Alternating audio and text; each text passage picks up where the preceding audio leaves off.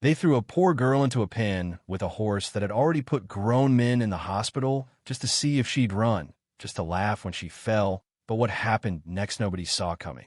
You ever stand in a place where the air is thick, early morning fog still hugging the earth, and know you're about to be tested?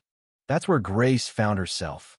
The sun wasn't up, the rooster wasn't even awake, but she was barefoot, stepping out onto the cold dirt like it was the only thing that hadn't abandoned her. She wrapped that old red scarf around her head, grabbed the bucket, fed the chickens, picked collard greens from the garden, washing the leaves with hands that knew more about work than rest, folding them careful into the basket, all in silence except for the wind. Inside, Grandma Dorothy was already awake, soft cough echoing off the clay walls, eyes deep and quiet, holding stories no one asked her to tell. Grace made Boldo tea just the way Dorothy liked, cinnamon and lemon peel, a taste like a memory. Tastes like a hug, Dorothy would say, and that's all Grace needed. They didn't say much, but every movement in that little house was love spelled out with chores and touches and soft glances. It was market day. Grace put on the best she had, tied her basket to her old bike, took a few coins from a jar, and headed down that pothole-riddled dirt road. She knew every dip, every rock, every shortcut, and how to dodge the stairs once she reached town because, trust me, those stairs always came. Well-dressed folks, shiny bags, loud laughter. Some woman always muttering, that girl should be in school, not selling greens. Nobody ever asked her name. She set up her little stand by the fountain, laid her greens out neat. Regulars came, young woman after green juice. Old man swearing collards cured every ache. Sold out like always. She was packing up when laughter split the morninga cold. Mocking kind of laughter. Hey, it's the queen of the garden, came Dylan's voice. Expensive watch, shirt too crisp, the kind of smug only money gives. 3 friends beside him, all eyes and mean grins. We heard you're good with animals, he said, pretending kindness, but it stung. We got a new horse in my dad's ranch. Different. You want to see? And you know how it is. Sometimes curiosity grabs you by the collar, even when your gut says don't go. So she went, following their laughter behind the church, to a heavy wooden pen. Inside, a horse so big and angry you'd swear the world owed it something. Dylan grinned cruel. Maybe you can get close. Before she could answer, they shoved her in. The door slammed, echoing like a gunshot. The crowd grew, phones out, laughter rolling.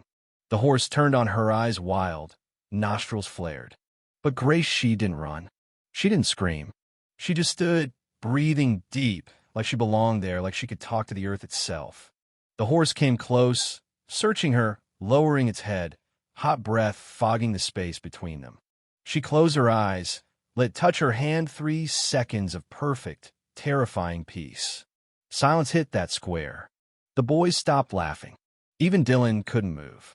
Then Grace walked out, slow, steady, through the gate. Someone, maybe the only grown-up with a conscience, opened. She didn't look back. That ride home felt different.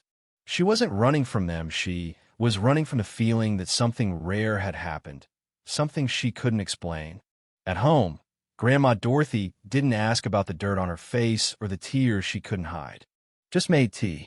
Grace cried into the kitchen floor, thick, silent tears, Dorothy running a hand through her hair. Sometimes talking hurts more than silence, she said. And Grace just stayed there, head in her grandma's lap, the only safe place in the world. Next day, town was alive with whispers, mocking, fearful, amazed. She controlled it with her eyes, some said. She made a pact, others whispered. At the market, customers made jokes, make the horse dance, will ya? She sold her greens in silence. At school, they called her tamer, stable, which taped signs to her back, teachers pretending not to see. That day her hand shook as she wrote. Pedaling home, she wanted to vanish. But then here's your twist. One Saturday, a stranger appeared. Owen, a man who looked like the land itself, had shaped him, old boots, worn hat, soft eyes. Heard what happened with the horse, he said. She bristled, ready to bolt, but he just said, I saw something like that once. Girl calmed a wild horse with just a touch. He looked her straight in the eye.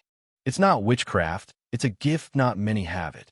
Grace barely whispered, I don't want to go anywhere, don't want to learn. I just want to be left alone. He nodded.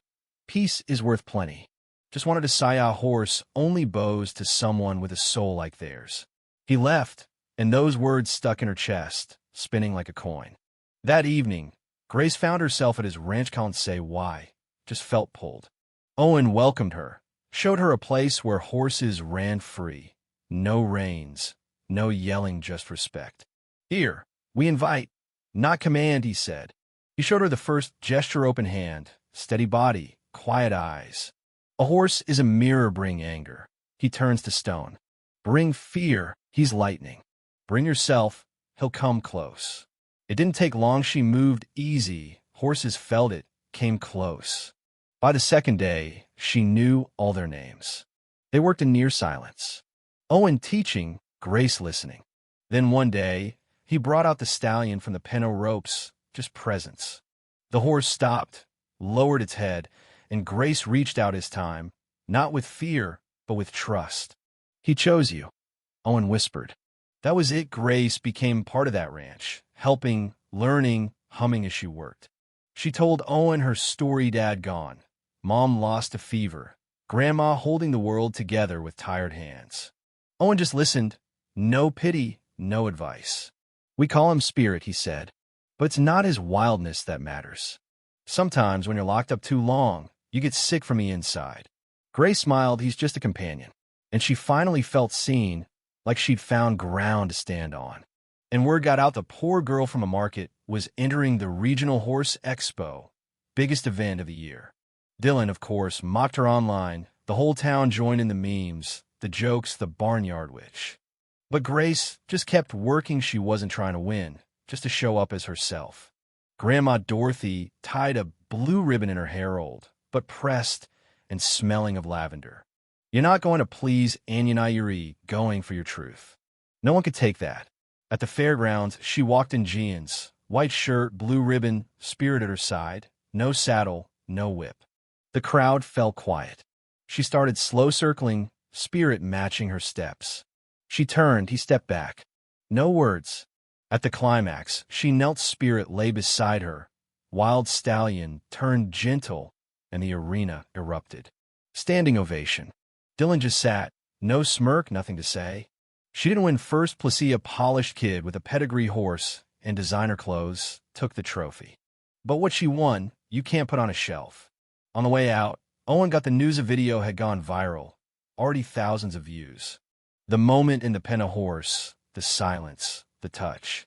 Headlines: Girl faces fear with her heart. Messages flooded in TV shows, reporters, activists, all wanting a piece of her. Owen shielded her from the circus. She's a person, not a fairy tale. But soon, Dylan and his crew were called out. Video evidence. District attorney sniffing around. School questioned. The whole town under a spotlight it couldn't dodge. Suddenly, everyone loved Grace the same. People who'd laughed, now begging for selfies. Grace saw through it. Truth always does. One day, Grandma Dorothy took her hand, said, I always saw you. The world's just catching up. Grace agreed to one interview outside. No frills. What did you do in that pen? The reporter asked. Nothing, Grace said. I was just there. That was enough. That honesty hit harder than any drama.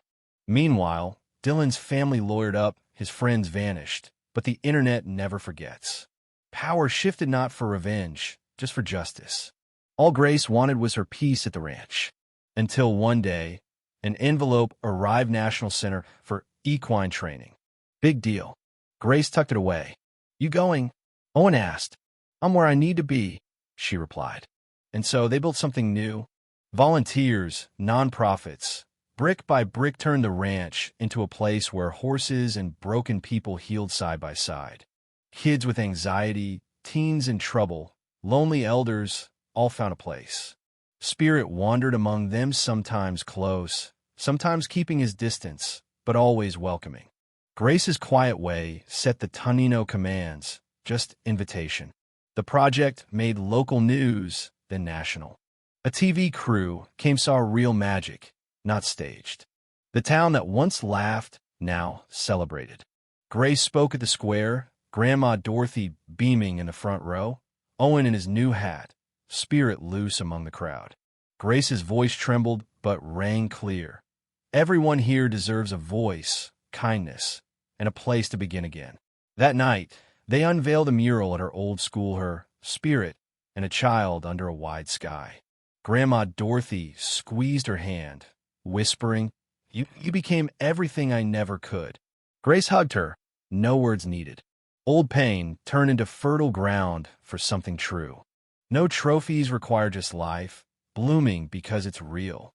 If this story touched you, tell Muho was the spirit in your life, the one who looked impossible but understood you anyway. Leave a like, not for me, but for every Grace still waiting to be heard, and don't forget to share your take. Is justice ever really served? Or do we just learn to ride beside our fears? Let's talk about it.